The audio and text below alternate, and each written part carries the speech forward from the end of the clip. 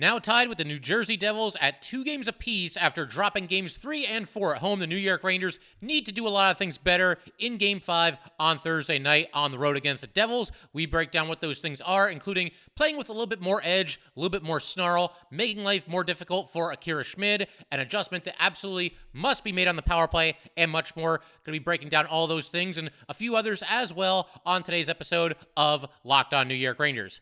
Welcome back, Blue Shirts fans, to episode number 814 of the Locked On New York Rangers podcast. I'm your host, John Check. Just want to thank you guys, as always, for making Locked On New York Rangers your first listen every day. We are free and available on all platforms. And just going to jump right into it here. It's not really a ranking or anything like that. We're just going to list a couple of things that I think the Rangers need to do better, and in some cases get back to, things that they were doing well in games 1 and 2, and maybe these last 2 games, not so much. And in game 4, they didn't really do anything well. So we'll take that into consideration here as well. But I think the first thing that we got to start with, and it's something that I just mentioned a second ago in the intro there, is they got to make life a little bit tougher on Akira Schmid. Now, let me say, Schmid has played very well. He stepped into a very difficult situation. His team was down 2 games to none after losing the first 2 games by a combined score of 10-2. The one goal that the Rangers scored was an empty netter, so we'll react to that, and we'll say that the Rangers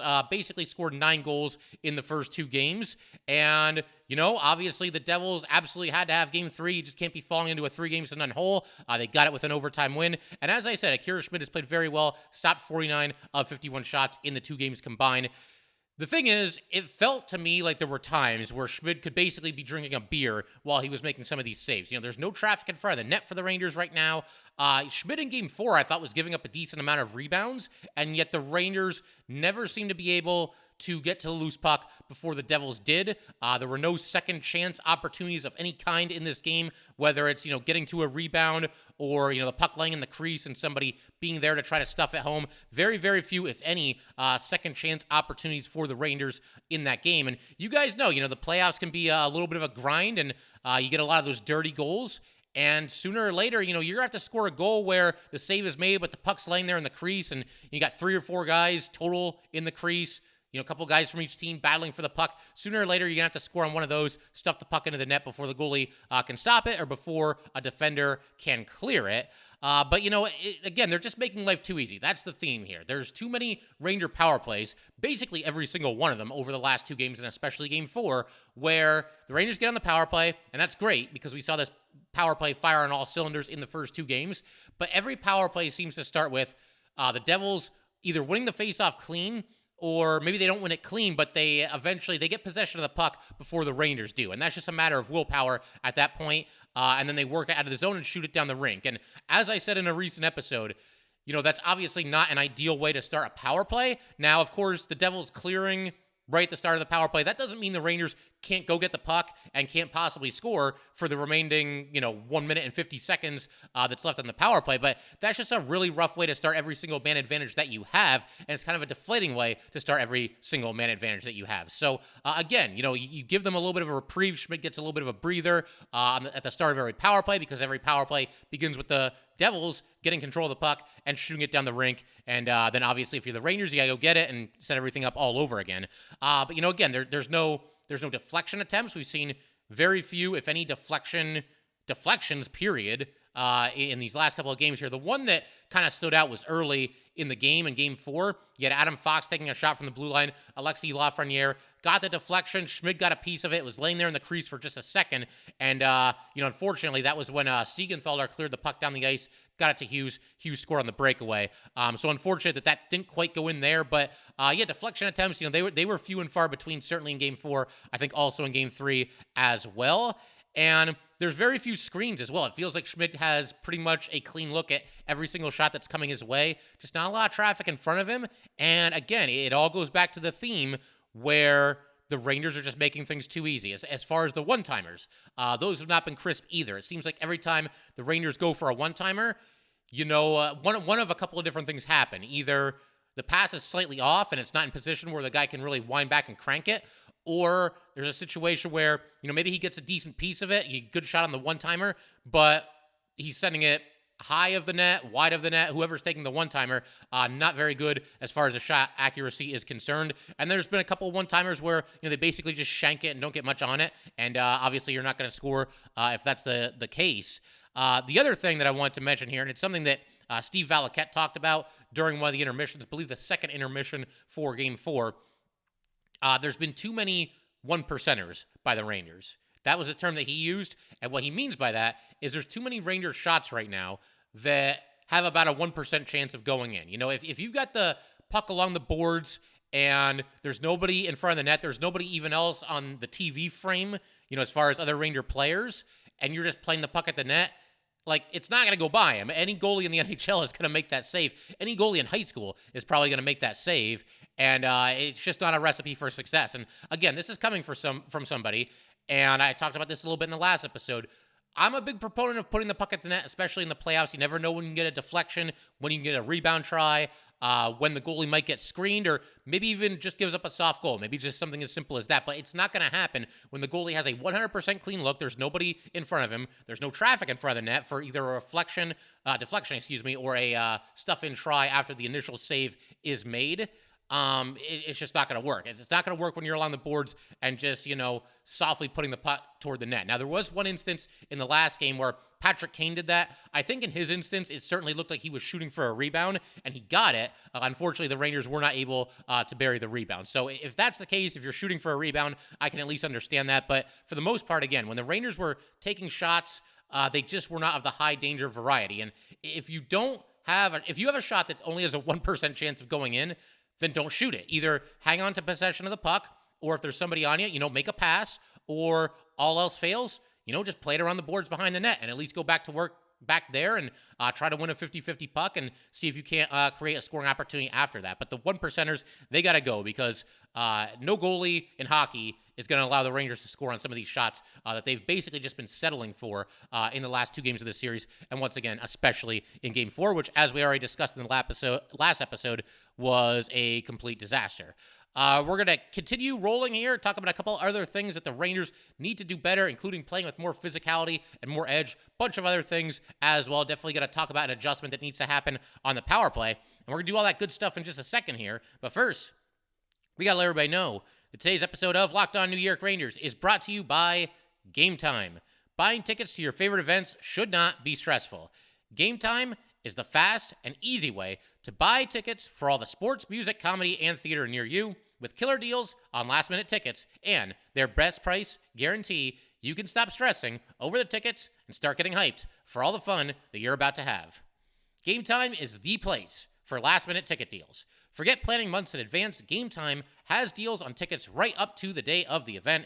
Get exclusive flash deals on tickets for football, basketball, baseball, concerts, comedy, theater, and more. The Gametime guarantee means you'll always get the best price. If you find tickets in the same section and row for less, Gametime will credit you 110% of the difference. It's the fastest growing ticketing app in the country for a reason. Get images of your seat before you buy so you know exactly what to expect when you arrive. Buy tickets in a matter of seconds, 2 taps, and you're all set. Tickets are sent directly to your phone so you never have to dig through your email. Snag the tickets without the stress with Gametime. Download the Gametime app, create an account, and use code LOCKEDONNHL for $20 off your first purchase. Terms apply. Again, create an account and redeem code LOCKEDONNHL for $20 off. Download Gametime today. Last-minute tickets, lowest price, guaranteed. All right, we're going to keep everything rolling here. Just want to thank you guys, as always, for making Locked On New York Rangers your first listen every day. We are free and available on all platforms. And for the everydayers, in our next episode, Thursday's episode before Game 5, we're going to do another episode, and we're going to talk about which players for the Rangers really need to step up their game going forward in the rest of this series. And I'm sure you guys can already probably figure out a couple of them, but we're going to list them anyway and, just talk about some of the things that maybe they can do a little bit better as the series continues. But for right now, let's go ahead and keep talking about things that the team in general need to do if they're going to get back on track here, get a win in Game 5. I think they have to play with more physicality and more edge. Let's start with hit totals for the first 4 games of this series. And granted, hits, they're not the end-all, be-all when it comes to, measuring how much physicality a team is playing with or how much edge they're playing with, but it's a very good place to start. The hit category is usually pretty indicative of how physical a team is playing in any given game. So, again, the hit totals, Game 1, Rangers out hit the Devils 32-30. Game 2, the Rangers and Devils were tied with 39 hits each. Game 3, the Devils out hit the Rangers 31-23. So the hit totals really fall off a cliff for the Rangers in Game 3. And then they actually had one more hit in Game 4. They out hit the Devils 24-21. But the bottom line is the Rangers have not been playing nearly as physical in these last couple of games here. You think back to games 1 and 2. How many times did the Devils, turn over the puck thanks to pressure by the Rangers? A lot of times the Rangers were knocking certain players on the Devils off the puck. There were times where the Devils were failing to skate the puck over the blue line. They would lose control right after they gained entry. There were plenty of times, where the Rangers were knocking Jack Hughes to the ice and, making life difficult on him, playing physical with him. That's probably the way to go. And in those first 2 games, Jack Hughes didn't really do much of anything. I mean, I know he scored in Game 1. Was it Game 1? Yeah, Game 1, he scored on the penalty shot. That was with 3 minutes left. Rangers were up 4-0 at the time, so didn't really matter all that much. And for the most part, Hughes did very little in those first 2 games. But when I get back to talking about physicality and snarl and everything, good example in Game 4 here. So Nico Hischier slides into Igor Shesterkin, and there was no response by the Rangers. And let me preface everything I'm going to say here with the fact that I don't believe that was a dirty hit or a dirty play by Hischier or anything like that. He's trying to get to the puck. He's trying to drive to the net. He's trying to score a goal. He's trying to make things happen. Lost balance, crashes into Igor. Unfortunate, but it does happen. Again, I'm not going to go nuts about that as a Ranger fan seeing that happen. But be that as it may, if you're a player on the Rangers, you should probably respond at least somehow here. I mean, you can't obviously just attack the guy and take a penalty and put yourself in a bad spot, put your team in a bad spot, being shorthanded. But the fact that nobody really got in his face or nobody went up to him, nobody shoved him at all. I mean, nothing at all. Do something, at least say something. And there was just no response at all. That didn't really sit right with me. And again, I don't think it was a dirty hit. I did not like the Timo Meier play in Game 3 where, he kind of fell on top of Igor Shesterkin accidentally on purpose. We call that the Nick Ritchie special here on Locked On New York Rangers. So I didn't like that one. This thing with Hischier, I didn't have a problem with anything Hischier did. I just had a little bit of an issue with the Rangers. Again, not looking to stand up for their goalie, not getting in his face a little bit, especially when Igor Shesterkin has played as well as he has through the first 4 games of this series. Obviously, he's only allowed, 6 goals in 4 games, or 6 goals in 13 periods, if you want to include the Game 3 overtime period. One bit of good news is that Gerard Gallant called the Rangers out after this game, and I think it's probably a good thing that he did that.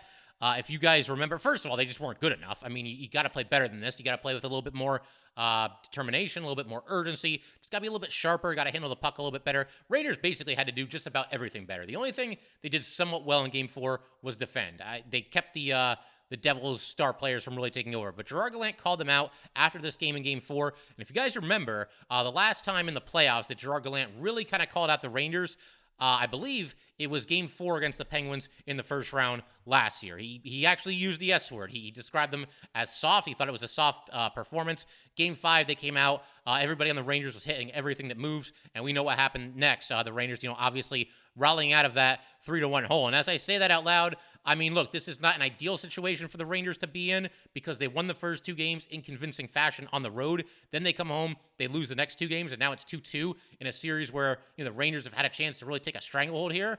But you know what? They were down 3-1 at this point last year. So when you say it that way, it doesn't sound quite as bad. And obviously, what happened last year doesn't have much to do with what's going to happen this year. I like to think, though, that in the Ranger playoff run last year, the first 5 times they faced elimination in the playoffs last year, they won all 5 of those games and stayed off elimination and ultimately advanced to the Eastern Conference Finals. So I like to think that they got some good experience from that, and hopefully they come out swinging and come out playing with more physicality and more snarl in Game 5 than certainly we saw in Game 4, because there was none of that. It was way too civil of a playoff game between the Rangers and Devils. We know there's no love lost between these teams. For that matter, there's no love lost between the fan bases either. You just expect a little bit more chippiness, a little bit more in your face, a little bit more edge from both teams. And, the Rangers have to have to bring it. They got to deliver in that department in Game 5. Another thing I want to move on to here involves the power play. For the love of God, put Mika Zibanejad back on the left side on the power play. And there actually was a tweet that went out a little bit earlier. I'm recording this a little bit later than usual here on Wednesday. But there was a tweet that went out from Vince Mercogliano, and he mentioned that on the power play, it looks like Mika Zibanejad has moved back to the left side, so he's not going to be in the bumper. Vince actually mentioned that nobody's really in the bumper role right now. They got Kane, I believe he's on the right side. He has the freedom to, drift toward the net and act as the bumper if he so desires. But it sounds like the Rangers were really working on the power play today at practice, rightfully so, because that unit really needs to step it back up here. But yeah, Mika Zibanejad has to be on the left side. He can play bumper now and then. He can make some nice passes and whatnot. But I got to see Mika Zibanejad unleashing that slap shot, unleashing that one-timer from time to time, even unleashing that wrist shot. I mean, Mika's got a great wrist shot too. And again, the last game, we saw Mika end up with just one shot on goal. That's not enough. This is your best shooter on the team. You got to feed him the puck on the power play. And I've talked at times, throughout the season, there have been times where the Ranger power play gets a little bit too dependent, a little bit too reliant on the Mika Zibanejad one-timer, and they don't really try a whole lot of other things. But I'm at the point where, seeing as little from Mika as we saw, and as few shots on goal as we saw, feed him the puck, let him unleash those one-timers. I want to see, as soon as the first power play of the game begins for the Rangers, let's start feeding that guy the puck and see if he can't bury one. Because Mika's due. I mean, he's got to play better, and he's certainly a player that we're going to talk about in tomorrow's episode for the everydayers. He's one of the players that needs to step up his game going forward here. We're going to keep everything rolling in just a second here. I want to talk about a couple other things, obviously, that the Rangers can do a little bit better, including puck recovery, and very simply, best players being your best players. We saw that in the first 2 games. We have not seen any of that in the most recent 2 games. So we will do all of that good stuff and a couple other things as well in just a second. All right, so another thing the Rangers can do better, they can recover the puck certainly better than they have in the most recent 2 games here, the 2 games in New York.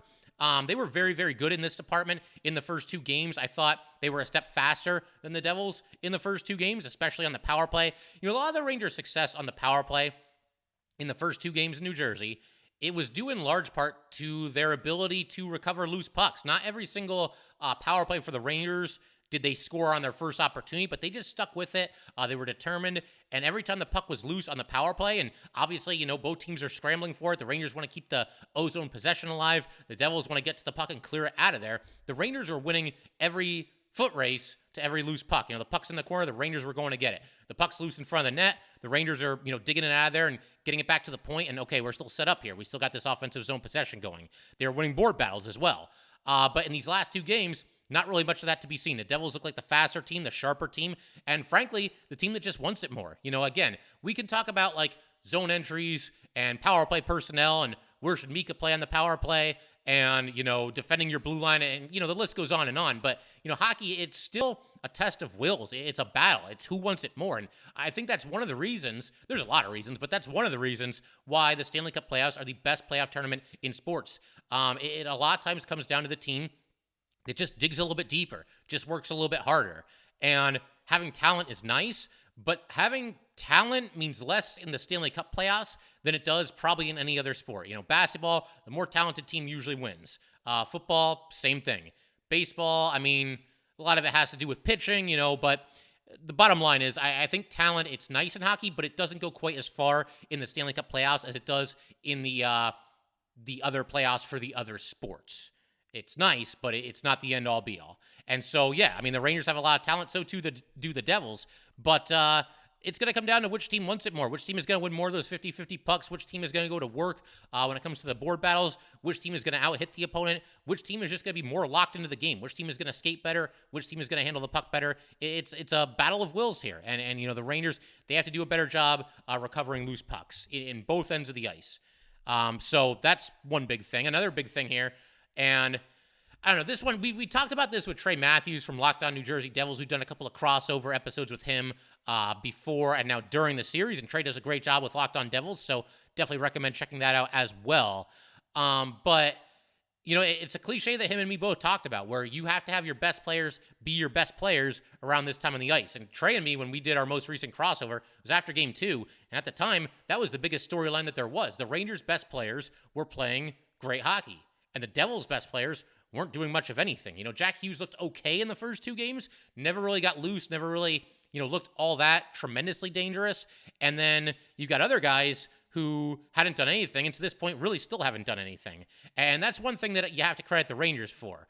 The Devils' best players, some of them are having solid series, and some of them certainly look dangerous out there, but the Rangers have done a nice job not allowing any of the Devils' superstar players to really take over this series. Jack Hughes, he's up to 3 goals in 4 games now, but no one else on the Devils has more than even 1 goal, and I realize that's a byproduct of playing in some low-scoring games.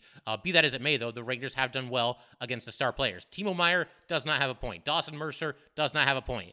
Bratt, he's up to 3 assists, and he's looked better in the last couple of games here. He's a really good skater, and we've seen a lot of that recently. Heischer has just 2 assists. So, again, the Rangers are holding their own and playing well, defending well against some really dangerous players for the Devils. They've done a nice job of not letting any of these guys completely take over this series because they have a talented bunch over there, just like the Rangers do. As far as the Rangers star players, and again, once again, in tomorrow's episode, we will spotlight some players for the Rangers that need to step up. But for the time being, I'll just say the Rangers basically need to get a little bit more from all their star players. And you can start with the 2 probably most obvious examples, and that's Mika Zibanejad and Artemi Panarin. Panarin does not have a point in this series since the Rangers were up 2-0 in the first period of Game 1. I think it was the first period. Might have been the second. But bottom line, yeah, I think it was the first period. Panarin had the secondary assist on each of the Rangers' first 2 goals in Game 1. He does not have a point since then. And I said after Game 1, I thought Panarin looked great. It wasn't just the 2 assists. I thought overall he played well in that game, even had some nice defensive plays. I thought that he looked ready for a really big playoff run. And, I mean, hey, he still could. The story hasn't been written yet. But he hasn't done a whole lot ever since that first period of Game 1 when he got those secondary assists. They need more from Mika and Panarin, but certainly Artemi Panarin. And, he in Game 4 did not have a good game at all. Made all those, blind passes across the ice to absolutely no one and basically just gave up the puck every single time that he did it. On to Mika Zibanejad. With Mika, I mean, where's that shot of his? We talked about this a second ago when we were talking about the power play, but Mika Zibanejad in the first 4 games combined has only 8 shots on goal. It's not a completely anemic amount, but it's also not enough for somebody that can put the puck in the net the way that Mika Zibanejad can. I mean, you would not think for a second that after 4 games, Mika Zibanejad would have only 8 shots on goal. And again, you got to start feeding Mika Zibanejad the puck and trying to make that happen. Vincent Trocheck is another one. Going into Game 4, I said watch out for Vincent Trocheck. He did get the game-tying goal there, but that is his only point of the series so far. I think there's times where Trocheck has looked dangerous, but it's been a quiet run so far for him. And really, that entire second line, Panarin, Trocheck, and Tarasenko, they have done very, very little. And I know they flip-flopped Mika and Trocheck in the last game. It sounds like they're going to be going back to the starting lineup that they did for the first 4 games going into Game 5 here.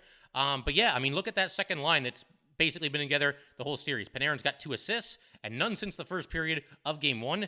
Mika has 2 assists. Tarasenko has 2 goals, but his most recent goal was in the second period of Game 2. So a quiet handful of games for that line, and really the Rangers as a whole. And look, again, I realize the Rangers have only scored 2 goals in the most recent 2 games, so everybody's stats being underwhelming is going to be a byproduct of that. But, I mean, that's just the point. They need to get more from just about everybody on this team. And look, I realize, we're just starting the playoffs here. It's a small sample size. It is just 4 games. But you know what? Welcome to the Stanley Cup playoffs. You don't have a lot of time to put your best foot forward and find your A game and make things happen. Rack up a couple of points, create some havoc. At least create some good scoring opportunities. A series can get away from you pretty quickly if you're not careful and if you're not playing your best. And I think, going into this next one, the big thing is they just need a better effort, from pretty much all of their top guys. The top 6, those guys were completely missing in action in this last game, and they need to be better. And I also realize the Devils have played a lot better in these last 2 games, so that has something to do with it as well. But 2 things can be true. The Devils have played better, and the Rangers just were not sharp in Game 4. You put those 2 things together, and you get a Devils win, and you get a series that is now tied at 2 games apiece. One more thing that I think that the Rangers must do better, And this is actually something that they're sort of going to be doing for the first time in the series.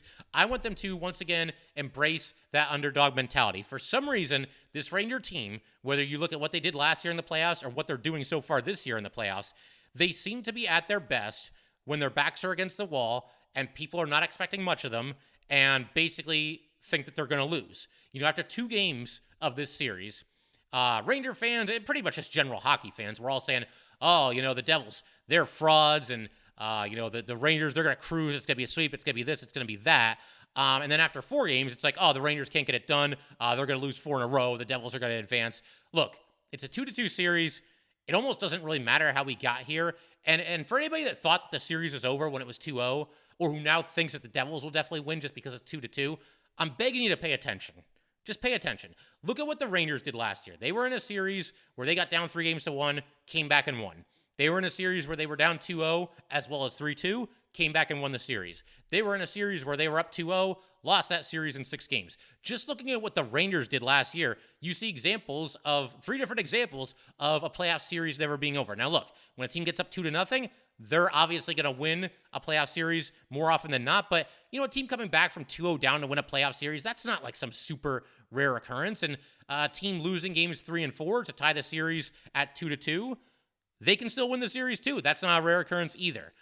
So, again, there's a million different ways this thing can still play out. And we've already seen examples of it going back however many years you want to go. We've seen teams come back from 3-1. We've seen teams come back from 2-0. We've actually seen a couple of teams come back from 3-0. I believe that's only happened 4 times, and that's obviously quite the task to accomplish. But it can be done, and game to game, there's not really a ton of momentum carryover, at least not as far as I'm concerned. I don't think that's really a thing that exists all that much in hockey. Maybe in other sports a little bit, but yeah, I don't know. The whole momentum thing, to go on a brief tangent here, the whole momentum thing to me in sports is completely overdone. And part of the reason I think this is growing up, the sport I played more than any other was baseball, and I'm still fortunate enough to get to play once a week on Sunday mornings, and that's cool and everything. I've been playing baseball for about 30 years now. I have never once found myself thinking about momentum, and baseball, of all the sports, that's the one where you've got the most time. You can let your mind wander a little bit. There's more downtime in baseball than other sports. You guys play sports. Some of you might be playing sports right now. We could have some high school athletes, college athletes. Maybe there's a pro athlete listening to this. Who knows? Has anyone ever been playing a sport and been thinking about, wow, we had the momentum, but now they have the momentum. We have to get back the momentum. I don't think it's really as much of a thing. It's just one of those sports cliches that always gets thrown out there from time to time. And especially in the Stanley Cup playoffs, I don't really believe in it at all. I think every single game is its own, self-contained story, basically.